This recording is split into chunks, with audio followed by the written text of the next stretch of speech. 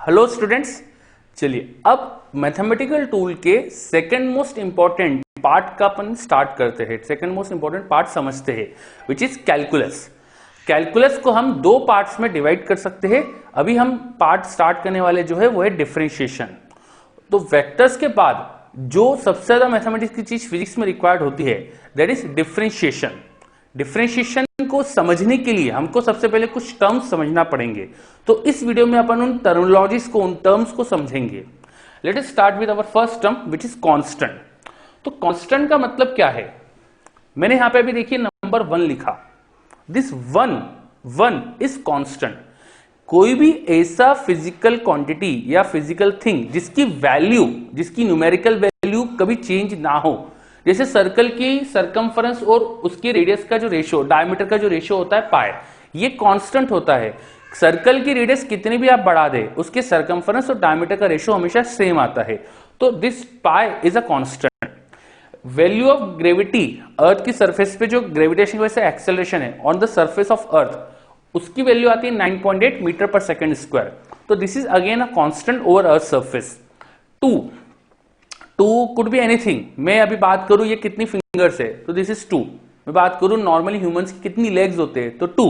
तो this 2 is a number is always constant. Then fixed value की जितनी भी चीजें हो जाएगी, जितने भी वेरिएबल्स होंगे जिनकी वैल्यू, जितनी भी ऐसी चीजें होगी जिनकी वैल्यू हमेशा फिक्स होती है, उन्हें बोलते हैं हम कांस्टेंट्स। कांस्टेंट्स के बाद नेक्स्ट अपना जो टर्म है उसे डिस्कस करते हैं, दैट इज वेरिएबल्स। वेरिएबल्स का मतलब क्या होता है? तो अ एक्सप्रेशन और अ फिजिकल क्वांटिटी जिसकी वैल्यू बदल सकती है। फॉर एग्जांपल आज की डेट। अब आज की डेट, इस वीडियो को जो बच्चा जब देखेगा उसके अकॉर्डिंगली उसके लिए डेट चेंज होगी। मैं बात करूं कि अभी कितना टाइम हुआ है, तो अगेन स्टूडेंट्स जब इस वीडियो को देखेंगे तो उनके पर्सपेक्टिव में डेट या टाइम अलग अलग हो सकता है। तो date and time, this thing will be variable. मैं बात करूं ह्यूमंस कितने हैं इस दुनिया में, आज कितने ह्यूमंस इस दुनिया में, this number is again a variable. ये बड़ा नंबर होगा बट ये वेरी करेगा विथ टाइम। तो जो भी चीजें बदल सकती है which can have any value, example date in its domain. Of course जो भी हम एक्सप्रेशन की बात कर रहे हैं उसकी, जैसे नंबर ऑफ ह्यूमन, वो फ्रैक्शन तो होगा नहीं, तो number of human will be N integer. तो जिस भी चीज की हम बात करें, जैसे डेट की बात करें तो डेट 1 से 31 के बीच में कुछ होगी, है ना। तो अपने डोमेन में जो कुछ भी वैल्यू असाइन कर सकते हैं, ऐसी चीजों को बोलते हैं वेरिएबल, जिनकी वैल्यू कुछ भी हो सकती है depending upon different things. Variable फिर दो तरह से अपन डिसाइड कर सकते हैं। दो तरह के वेरिएबल्स होते हैं हमारे पास, इंडिपेंडेंट एंड डिपेंडेंट। इंडिपेंडेंट का मतलब जो किसी दूसरी चीज पे डिपेंडेंट ना हो, और डिपेंडेंट ऑफ कोर्स फिर इसका उल्टा हो जाएगा, जो दूसरे वेरिएबल्स पे डिपेंड करे। फॉर एग्जाम्पल मैं बात करूं आपकी एज की, तो आपकी एज विथ टाइम बढ़ती जाएगी, सही बात है। एंड योर हाइट वो एज के साथ बढ़ती है, आपकी एज के साथ साथ आपकी हाइट बढ़ती है। सो हाइट एक तरह से हो गई dependent variable which is dependent on your age. Am I right? चलिए, तो ये अपन ने सेकंड वेरिएबल, सेकंड टर्म की बात करी, वेरिएबल। नेक्स्ट अपना थर्ड टर्म अपन स्टार्ट करते हैं, एक्सप्रेशन। एक्सप्रेशन का लिटरल मीनिंग क्या होता है? एक एक्सप्रेशन का लिटरल मीनिंग जो होता है बेसिकली वही मतलब है हमारा, एक mathematical relation between constants and variable. For example मैंने यहां पे लिखा है x square plus 2। This 2 is a number and x is a variable. X y z ऐसे लेटर्स को हम यूज करते हैं जनरली वेरिएबल्स को रिप्रेजेंट करने के लिए। जैसे स्पीड्स को बच्चा आप लोगों ने यूज करा होगा, वी लेटर यूज, तो स्पीड वगैरह जो वी लेटर यूज होते हैं, वे लेटर्स जनरली यूज करते हैं हम वेरिएबल्स को रिप्रेजेंट करने के लिए। तो यहां पर मैंने एक्स लेटर यूज करा है वेरिएबल को रिप्रेजेंट करने के लिए। तो ये जो पूरी चीज लिखी अपन ने, इसको कहा जाता है मैथमेटिकल एक्सप्रेशन।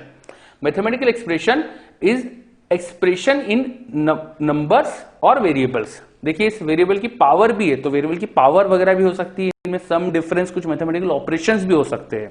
और भी तरह के मैंने मैथमेटिकल एक्सप्रेशन लिखे, जैसे u प्लस 80, आपने पढ़ा होगा v equal to u plus 80, 10 तक बता दिया था इतना। तो this u plus 80 is an expression. Sine x, x is angle, angle की अलग अलग वैल्यू रख दूं तो साइन एक्स के एक्सप्रेशन की वैल्यू अलग अलग आ सकती है। तो दिस इज एन एक्सप्रेशन।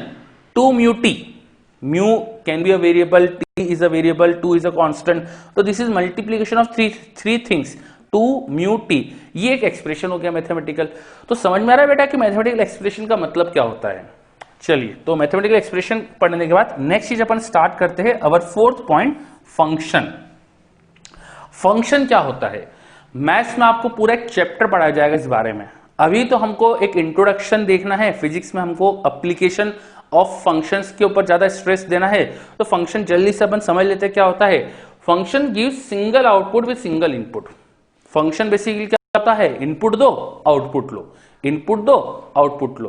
पर इसमें एक क्या इंपॉर्टेंट रिस्ट्रिक्शन है कि सिंगल आउटपुट होता है विद इनपुट। आउटपुट जो मिलेगा वो एक वैल्यू मिलेगी, ऐसा नहीं होगा कि आपको एक इनपुट दिया और मल्टीपल आउटपुट्स मिल रहे हैं। तो फंक्शन ऐसी चीज होती है जो एक इनपुट से आउटपुट जनरेट करता है। इनपुट ज्यादा भी हो सकते हैं, मल्टी वेरिएबल फंक्शन भी होते हैं। फिलहाल हमारे कोर्स में हमको सिंगल वेरिएबल फंक्शंस की जरूरत पड़ती है। तो सिंगल आउटपुट जो जनरेट करते हैं ऐसे एक्सप्रेशंस को बोलते हैं अपन फंक्शन। तो फंक्शन के एग्जांपल मैंने लिखे जैसे यहाँ पे y is x² + 2। This expression ये क्या बता रहा है कि x की वैल्यू पुट करके आप y की वैल्यू ऑब्टेन कर सकते हैं। x को जैसे मैंने यहां पुट करा 1, सपोज x is 1, तो ये एक्सप्रेशन क्या दे देगा आपको? 1 + 2 दैट इज 3, तो y विल बी 3। तो इस तरह के एक्सप्रेशन को अपन ने y के इक्वल लिख दिया है। तो हम यहां पर एक तरह से ये बताना चाह रहे हैं कि y की वैल्यू x² + 2 है।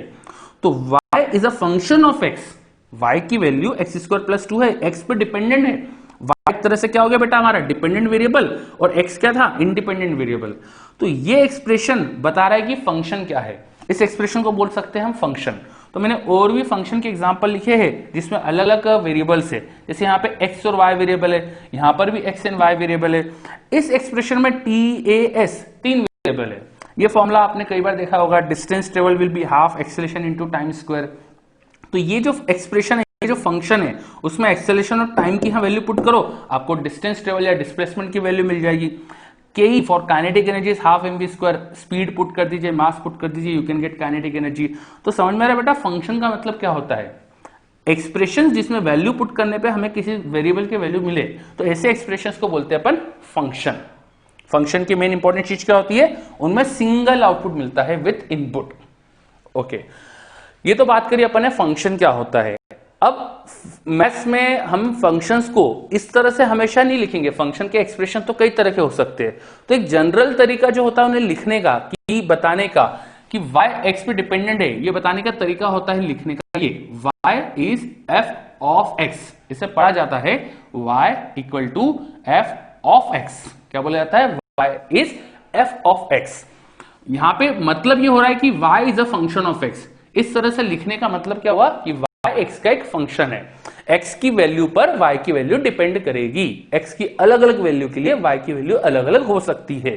तो y is f of x, ये रिप्रेजेंट करता है जनरल फंक्शन को। समझ में आया? इस तरह से अपन फंक्शन को रिप्रेजेंट करते हैं।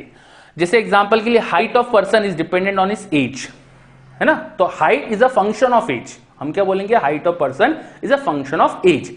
एक चीज अगर दूसरी चीज पे डिपेंडेंट होती है तो हम बोलते हैं कि ये इसका एक फंक्शन है। कांस्टेंट स्पीड के लिए डिस्टेंस ट्रेवल हो जाती है स्पीड इनटू टाइम। तो distance is a function of time. सही है? ज्यादा टाइम में देखेंगे तो डिस्टेंस ज्यादा ट्रेवल कर लेगा पार्टिकल, कम टाइम में देखेंगे तो कम डिस्टेंस ट्रेवल करेगा। तो distance travel will be a function of time. तो मैंने आपको समझाने की कोशिश करी है कि फंक्शन का मीनिंग क्या होता है और कुछ टर्म्स समझे अपन ने। For example constant, variables, expression, function, ये कुछ हमने टर्म्स समझे हैं। अब अगले वीडियो में अपन स्टार्ट करेंगे meaning of differentiation. Thank you.